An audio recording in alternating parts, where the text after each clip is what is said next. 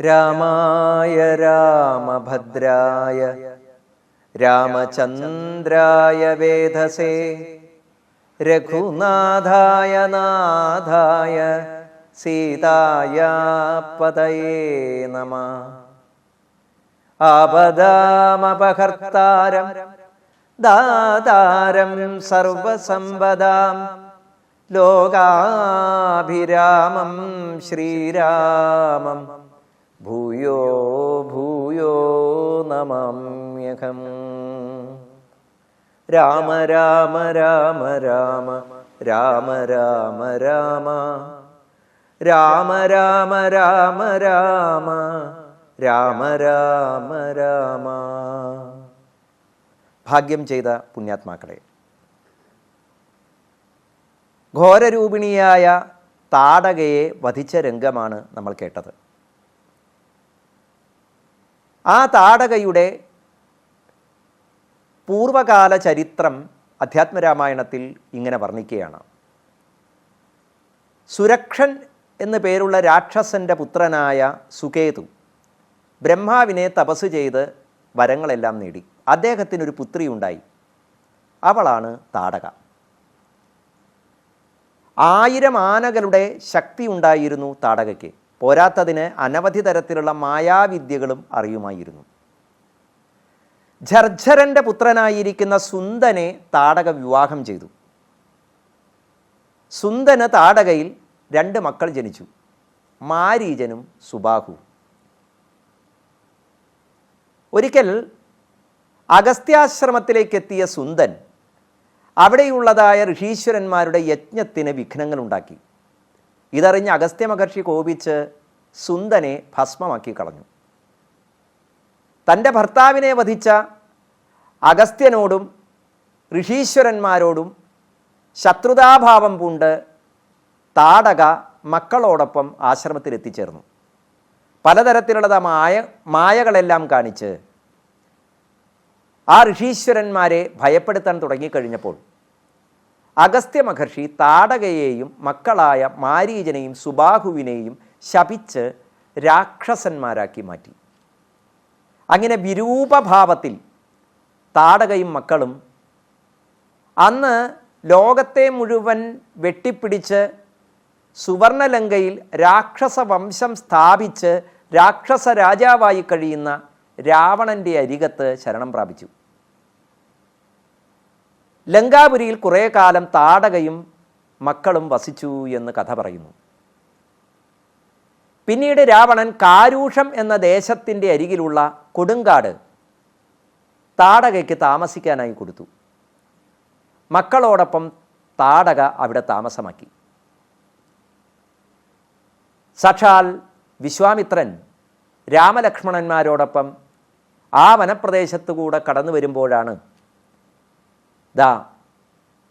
രാമൻ്റെ ഞാണൊലി കേട്ട് താടക വായും പിളർത്തി വന്നതും രാമബാണത്താൽ താടക എന്ന ഘോരരൂപിണിയായ ആ രാക്ഷസിക്ക് ആ ശാപദേഹം പരിത്യജിച്ച് വീണ്ടും യക്ഷിസ്വരൂപം കൈവന്നതുമായ ചരിത്രം നാം കേട്ടത്.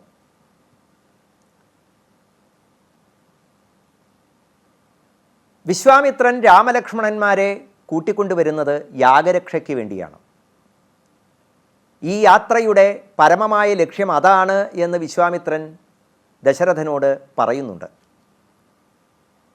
അതുകൊണ്ട് രാമൻ വിശ്വാമിത്രനോട് പറയുകയാണ്, ദർശയസ്വ മഹാഭാഗ കുതസ്ഥൗ രാക്ഷസാധമൗ തഥേത്യുക്ത്വാ മുനിർയഷ്ടമാരേഭേ മുനിഭിസ്സഹ. അല്ലയോ മഹാഗുരു വിശ്വാമിത്ര മഹർഷി, അങ്ങ് യാഗം ആരംഭിച്ചാലും രാക്ഷസന്മാരെ ഞങ്ങൾക്ക് കാണിച്ചു തരൂ. യാഗത്തിന് ഭംഗം വരുത്താതെ ഞങ്ങൾ കാവൽ നിന്നുകൊള്ളാം. വിശ്വാമിത്രൻ മറ്റ് മുനീശ്വരന്മാരോടൊപ്പം യാഗം ആരംഭിച്ചു. യാഗശാലയുടെ കവാടത്തിൽ തന്നെ രാമലക്ഷ്മണന്മാർ നിന്നു, രാക്ഷസന്മാരുടെ വരവും കാത്ത്. ഈ സമയത്ത് മധ്യാഹ്നേ ദദൃശാതേ തൗ രാക്ഷസൗ കാമരൂപിണൗ മാരീജശ്ച സുബാഹുശ്ച വർഷന്തൗ രുധിരാസ്ഥിനി. മധ്യാഹ്ന സമയത്ത് ആകാശമാർഗത്തിൽ മാരീജനും സുബാഹുവും പ്രത്യക്ഷപ്പെട്ടു. ഘോരരാക്ഷസന്മാരായ അവർ യജ്ഞത്തിന് ഭംഗം വരുത്തുന്നതിന് വേണ്ടി രക്തവും അസ്ഥികളുമൊക്കെ വർഷിക്കാൻ തുടങ്ങി. രാമോപി ധനുരാദായ ദ്വൗ ബാണൗ സന്ദധേ സുധീഃ ആകർണാന്തം സമാഗൃഹ്യ വിസസർജതയോ പൃഥക്.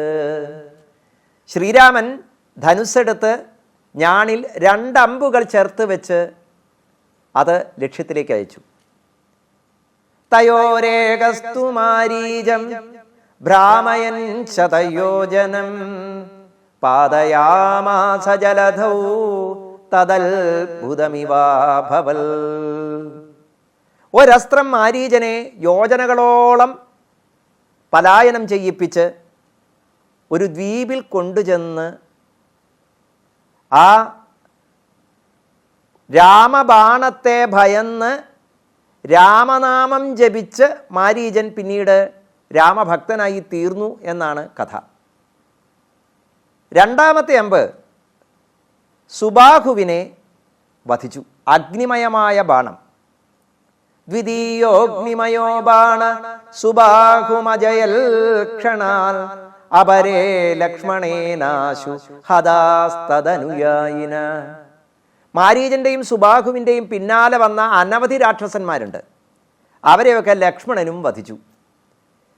ഇങ്ങനെ ഒരമ്പ് കൊണ്ട് മാരീജനെ യോജനകളോളം അപ്പുറത്തേക്ക് ഓടിച്ചു. അഗ്നിമയമായ അമ്പ് കൊണ്ട് സുബാഹുവിനെ വധിച്ചു. ശേഷിച്ചവരായ രാക്ഷസന്മാരെയെല്ലാം ലക്ഷ്മണനും വധിച്ചു. വിശ്വാമിത്രൻ്റെ യാഗം അങ്ങനെ തടസ്സമില്ലാതെ പൂർത്തിയാക്കി.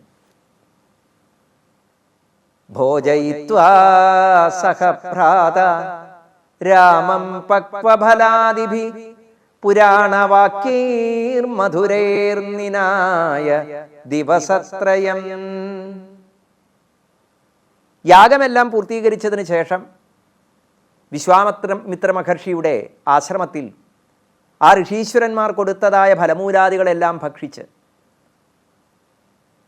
സന്ധ്യ കഴിഞ്ഞ് ആ ഉറക്കത്തിന് മുമ്പ് വിശ്വാമിത്ര മഹർഷി രാമലക്ഷ്മണന്മാർക്ക് പുരാണങ്ങളൊക്കെ പറഞ്ഞു കൊടുത്തു അത്രേ. ചതുർത്ഥേ ഖനി സംപ്രാപ്തേ കൗശികോ രാമമബ്രവീൽ രാമ രാമ മഹായജ്ഞം ദ്രഷ്ടും ഗച്ഛാമഹേ വയം. 4ാമത്തെ ദിവസം കുശിക മഹർഷി രാമനെ ഉണർത്തി പറഞ്ഞത് നമുക്ക് ഒരു യാഗം കാണാൻ പോകണം എന്നാണ്. വിദേഹം എന്ന് പറയുന്ന ഒരു രാജ്യമുണ്ട്. ജനക മഹാരാജാവിൻ്റെ മനോഹരമായിരിക്കുന്ന നഗരി. അവിടെ മാഹേശ്വരം എന്ന് പേരുള്ളതായ ഒരു വില്ലുണ്ട്. സാക്ഷാൽ ശ്രീ മഹേശ്വരൻ തന്നെ അനുഗ്രഹിച്ചു കൊടുത്ത ഒരു അത്ഭുത ധനുസ്. അത് കാണാൻ അനവധി ആളുകൾ ജനക മഹാരാജാവിൻ്റെ കൊട്ടാരത്തിലേക്ക് എത്തിച്ചേരാറുണ്ട്. നമുക്കും ആ ധനുസ് കാണാനായി പോകണം. ആ ധനുസ്സിനെ പൂജിക്കുന്നത് ഒരു മഹായജ്ഞം തന്നെയായി മിഥിലാപുരവാസികൾ കാണുന്നു. ചതുർത്ഥേ ഖനി സംപ്രാപ്തേ കൗശികോ രാമമബ്രവി രാമ രാമ മഹായജ്ഞം ദ്രഷ്ടും ഗച്ഛാമഹേ വയം. വിദേഹരാജനഗരേ ജനകസ്യ മഹാത്മന തത്ര മാഹേശ്വരം ചാപമസ്തി ന്യസ്തം പിനാകിന. സാക്ഷാൽ മഹേശ്വരൻ ജനകമഹാരാജാവിന് കൊടുത്ത വില്ല് കാണാൻ യാത്രയാകണം എന്ന് പറഞ്ഞപ്പോൾ ആ വില്ലിൻ്റെ മഹത്വം എന്താണ് എന്ന് രാമൻ ചോദിക്കുന്നു. ജനകമഹീപതി തന്നെ മഹായജ്ഞമിനി വൈകാതെ കാൺമാൻ പോകനാം വത്സന്മാരെ, ചൊല്ലെഴും ത്രയംബകമാകിന മാഹേശ്വരവില്ലുണ്ട് വിദേഹരാജ്യത്തിങ്കലിരിക്കുന്നു. ശ്രീമഹാദേവൻ തന്നെ വെച്ചിരിക്കുന്നു പുരാഭൂമി പാലേന്ദ്രന്മാരാൽ അർച്ചിതം അനുദിനം. ക്ഷോണീപാലേന്ദ്രകുലജാതനാകിയ ഭവാൻ കാണണം മഹാസത്വമാകിയ ധനൂരത്നം. അല്ലയോ ശ്രീരാമ, അങ്ങ് ക്ഷത്രിയ കുലജാതനാണ്.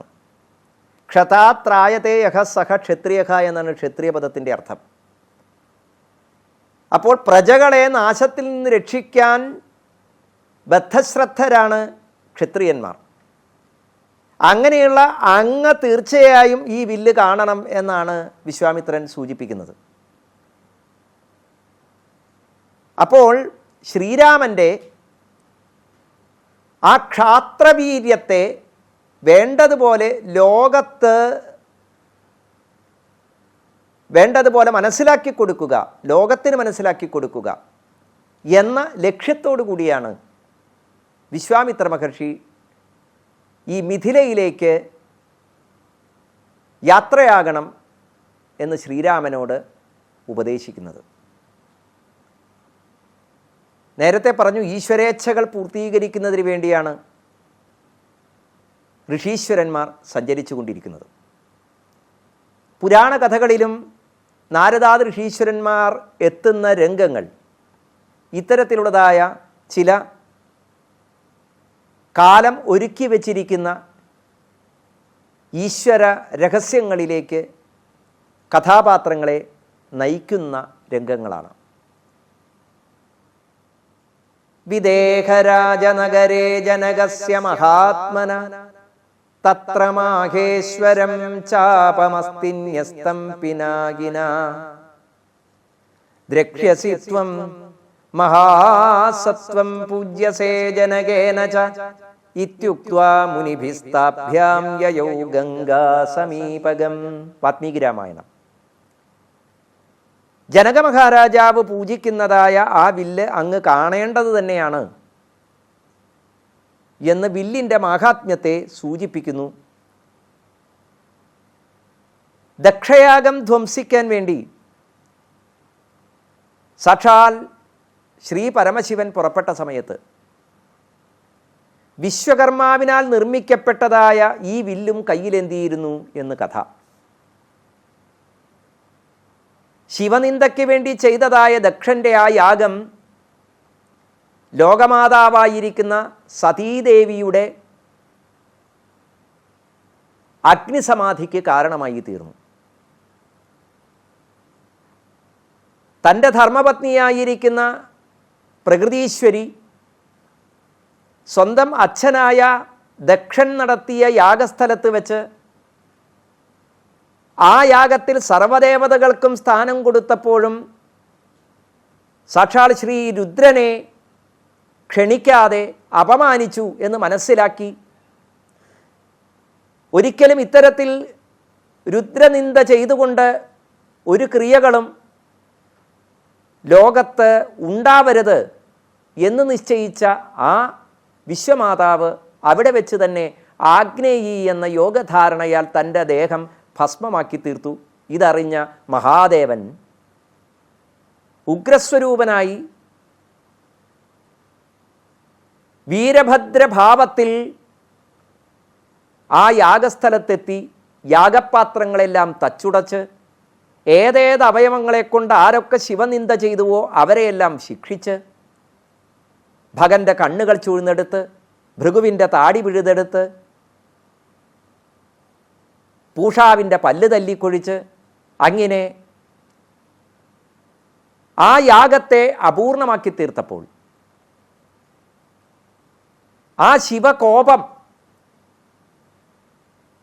ദേവതകളെയെല്ലാം ഭയപ്പെടുത്തിയ ആ കഥ വർണ്ണിക്കുന്ന സമയത്ത് ഈ വില്ല് ഭഗവാൻ ദക്ഷയാഗത്തിന് വിധ്വംസനത്തിന് ഉപയോഗിച്ചതായി വർണ്ണിച്ചിരിക്കുന്നു.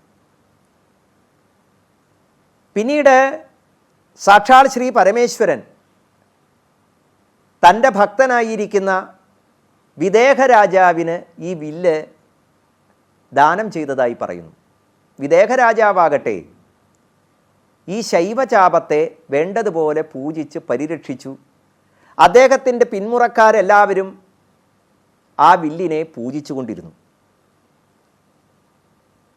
ഇത് കമ്പരാമായണത്തിൽ പറയുന്ന ഒരു കഥയാണ്.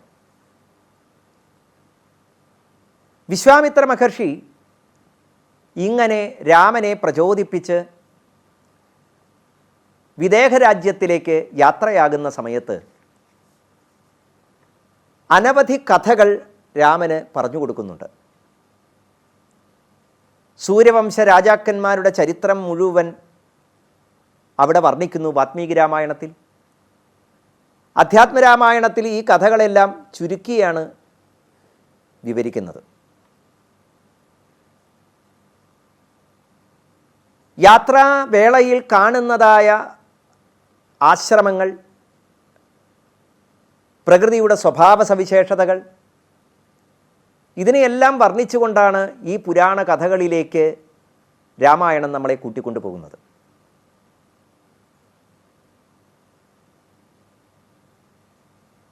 വൈവസ്വത മനുവിൽ നിന്ന് ആരംഭിച്ചതായ ആ സൂര്യവംശ ചരിത്രം മുഴുവൻ അതിൽ വളരെ പ്രധാനികളായ ചില രാജാക്കന്മാരുടെ കഥകൾ വിസ്തരിച്ചും മറ്റുള്ളവ ചുരുക്കിയും ഒക്കെ വർണ്ണിക്കുന്നു. ഒപ്പം വിശ്വാമിത്രൻ തൻ്റെ കഥയും പറയുന്നുണ്ട്.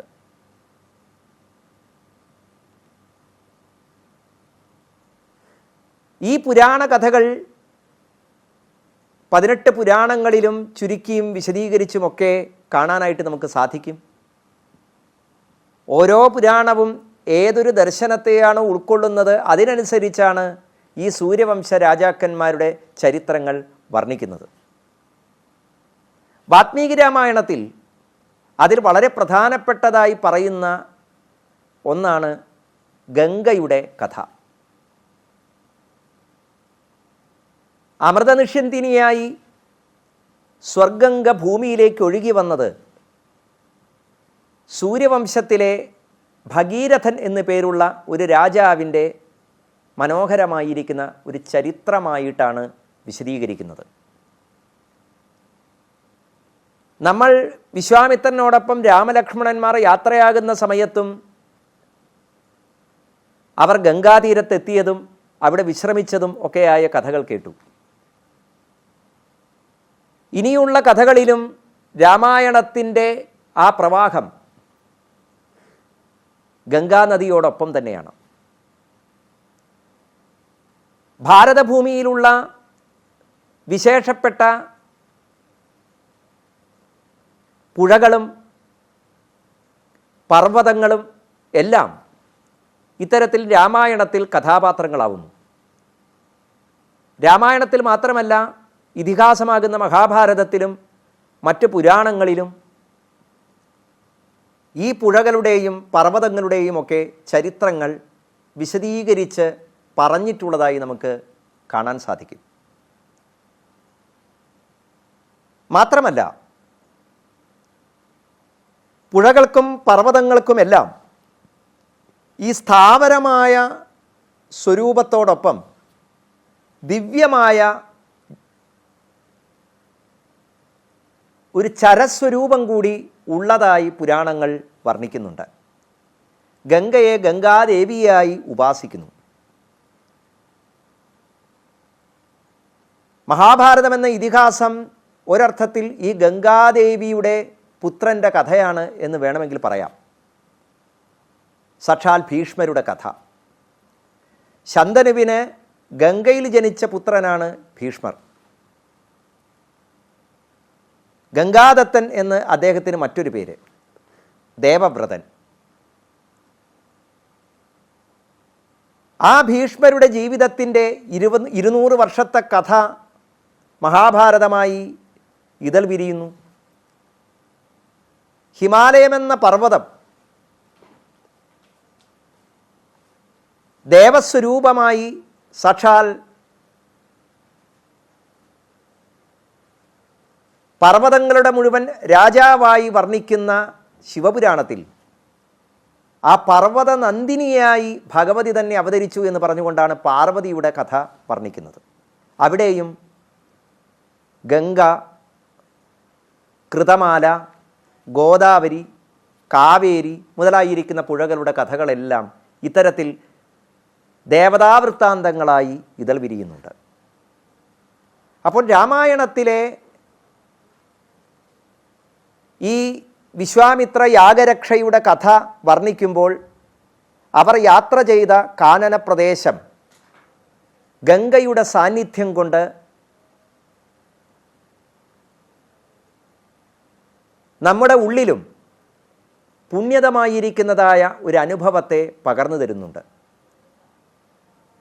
രാമായണ കഥയിലുടനീളം നിലനിൽക്കുന്നതായ ഒഴുകിക്കൊണ്ടിരിക്കുന്നതായ ആ ഗംഗയുടെ മാഹാത്മ്യം അത് നമുക്ക് അടുത്ത അധ്യായത്തിൽ കേൾക്കാം. രാമ രാമ രാമ രാമ രാമ രാമ രാമ രാമ രാമ രാമ രാമ രാമ രാമ രാമ